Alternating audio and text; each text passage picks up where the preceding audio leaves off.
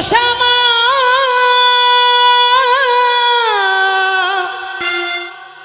মনসা মা জগত জননী মনসা মা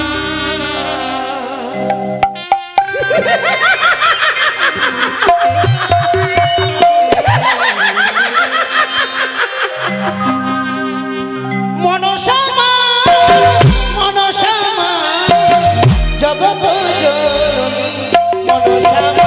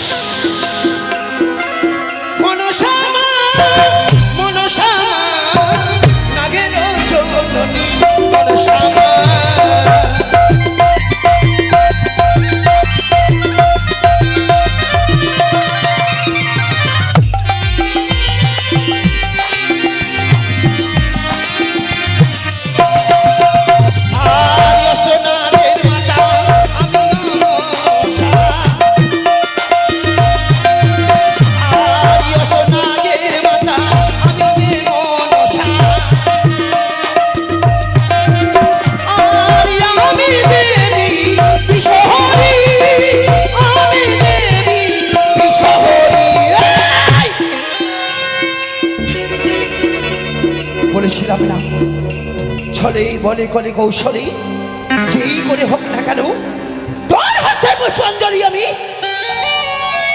আদায় করে নেব। মনসা মা মনসা মা নাগের জননী মনসা মা মনসা মা নাগের জননী মনসা মা মনসা মা মনসা মা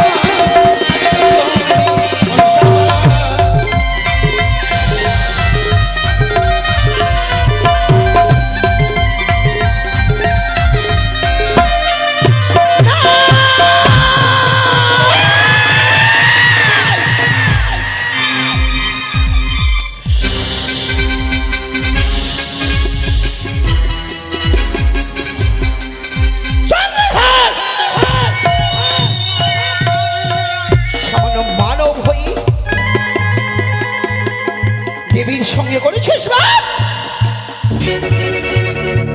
এই বাদ বিসংবাদ যে কতটা ভয়ঙ্কর তা হয়তো তোর জানানি চন্দ্রধর। শিব দহিতা মনসাই আমার নাম, যার বিষের তবে স্বর্গমর্ত ত্রিভুবনে কাঁপে তারের কাস্তে প্রহারের ভয় দাম্ভিক মৌনস পৌরুষত্ব দর্প চন্ন করে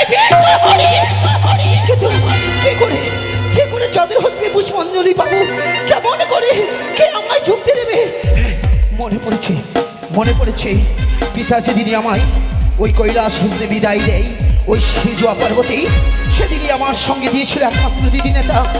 সেই যুক্তিরই অধীনে সেই দিদিকে স্মরণ নেব, আর দিদি আমায় দেবে যুক্তির অনুসার। দিদি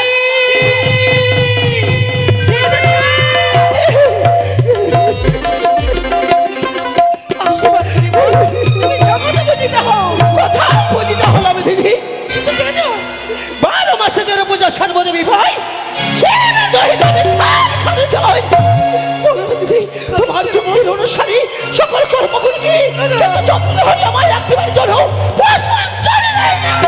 মনসা তুমি এখন বিশ্ববাজারে বিশ্ববিদ্য হওনি মনসা না পারিনি। হবে না তুই কোনোদিন বিশ্ববাজারে বিশ্ববিদ্য হতে পারবে না মনসা কি বলো দিদি তুমি? ঠিকই বলছে মনসা কি করে বিশ্ববাজারে বিশ্ববিদ্য হবে মনসা তুমি কেন? মনে পড়ে কি? সে অতীতের কথা মনে করতে কোন অতীতের কথা তুমি আমায় স্মরণ করাও? ওই তো সেদিনের কথা কোন দিন? যেদিন ওই পশুকামণি ছোট ছোট পক্ষী সানাকে স্নেহ মায়া মমতা দিয়ে আগে ধরেছিল সেদিন তোমার নাকে কোন ক্রাশ করেছিল সেদিন ওই পশুকামণি এই মৃত্তিকা স্পষ্ট করে প্রতিজ্ঞা করেছে যদি কবি মধ্যে মাঠে আমি মানব করে জন্ম পাই সেদিন আমি নাকে বাইরে সেই পশুকামণি এসেছে মধ্যের মাটিতে মানব রূপে চম্পকি রাত বাঁচিতে কণ্ঠেশ্বর করে চাঁদ রূপে চাঁদ যদি তার মারাঙ্গা যেন পুষ্পাঞ্জলি না করে মনসা তুই কোনোদিন বিশ্ব মাঝে বিশ্ব দিদি না, আমি ঠিকই বলছি বোন আমি ঠিকই বলছি তোমার সকল আশা ব্যর্থ হয়ে যাবে এ হতে পারে না। আজ সেই পূর্বের স্মৃতি আমার মনে পড়িয়ে তুমি আজ আমায় বেশ করলে দিদি, বেশ। আমার সেই পূর্বের স্মৃতি মনে পড়েছে। ওই পশু সকামণি আমার সেই সর্পগণে সেই পক্ষীগণকে গ্রাস করেছিল। সেদিনই আমি কঠোর প্রতিজ্ঞা করেছিলাম আমি যেই দিন সুবর্ণ সুযোগ পাবো তার সঙ্গে আমি ঘর বিবাদ আচরণ করবো। এই তো সম্পূর্ণ সংযোগ নেমে এসেছে মন্ত্রের মাটিতে ওই দাম্ভিক চাঁদ সাদা গতি তোমার রাঙা যেন পুষ্পাঞ্জলি না করে তুই কোনোদিন বিশ্ব বাজারে বিশ্ব দিতে পারবি না দিদি না, কিন্তু কাঁদিস রে বোন আমি রয়েছি আমি তোমায় যুক্তি দেবো তুমি নয় রে চল ও দিদি নে তুলা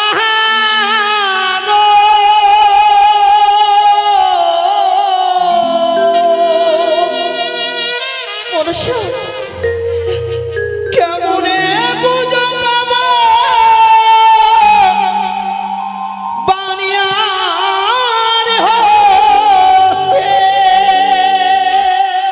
কি বলিস মনসা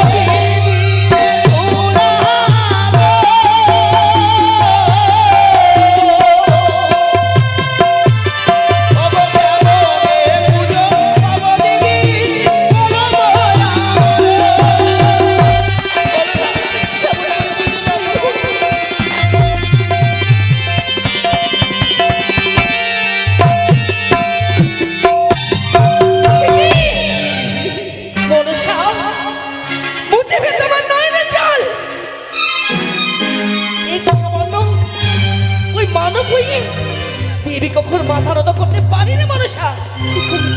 যুক্তি দিতে পারি, আমি যুক্তির অধিকারী। আমার বুদ্ধিতে বুঝে পাবে জয় বিষয়। কি করলে বিষয়? ওই দেখো সামনে দেখে যাই চম্পুলা নগর। তুমি চম্পুলা নগরে প্রবেশ করো চম্পকের রাজপ্রাসাদে। তাই হবে। সনকা বেননি তোমার আগাছারে পুষ্পাঞ্জলি দেবে, চাঁদ তোমার আগাছারে পুষ্পাঞ্জলি দেবে। সত্যি সেদিন থেকে তুমি বিশ্বমানের বিশ্বমানিত হবে মনসা। তাই হয়, তুমি আমার আশীর্বাদ করো, কিন্তু আমি আশীর্বাদ আমি কর্মসিদ্ধি করতে পারি। তার আগে আরো তোমার কষ্ট করতে হবে মনসা। কি চম্পুলা নগর যাবার আগে একটু নদী পার হতে হবে। নদী? তুমি দেখতে পাও ওই দেখো প্রতিদিন এই ঘাটে ওই ঝালু মালু মৎস্য ধরে। তুমি তাদের হাতে পার হয়ে তুমি যাও চম্পকি নগরে, কিন্তু এই রূপে তো নয়। তবে এই রূপে গেলে তারা সকলে তোমায় চিনে ফেলবে। তাহলে কি রূপে? এই রূপকে ধরে রেখে তুমি বিদ্যমানের রূপ ধারণ করো আর যাও তুমি চম্পকে রাজপ্রাসাদে। তোমায় আমি আশীর্বাদ করি মনসা, যাও তুমি জগতে পূজিতা হও। তাই হবে দিদি, আশীর্বাদ করি তোমার। রাম হই।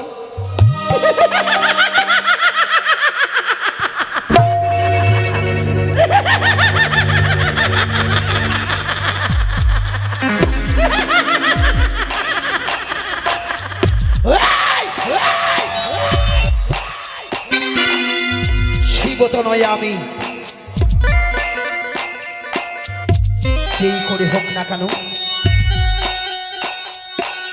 তোর হস্তের পুষ্পাঞ্জলি নিলেই আমি ধরার বুকে বিশ্ব পূজিতা হব। আমি দেব লোক দেব স্বীকৃতি পাবো, আমি নাগ সিংহাসনে পাবো। দেখতে চাই আমি তোর হস্তের পুষ্পাঞ্জলি নিয়ে ওই জগৎ সংসারে মনসারী উলধ্বনি জয়ের ধ্বনি পড়ে কিনা। তবে এই বেশে নই, আজ আমি আমার এই রূপরেখাকে ধরে রেখে আমি ধরব ব্রাহ্মণী রূপ ধারণ।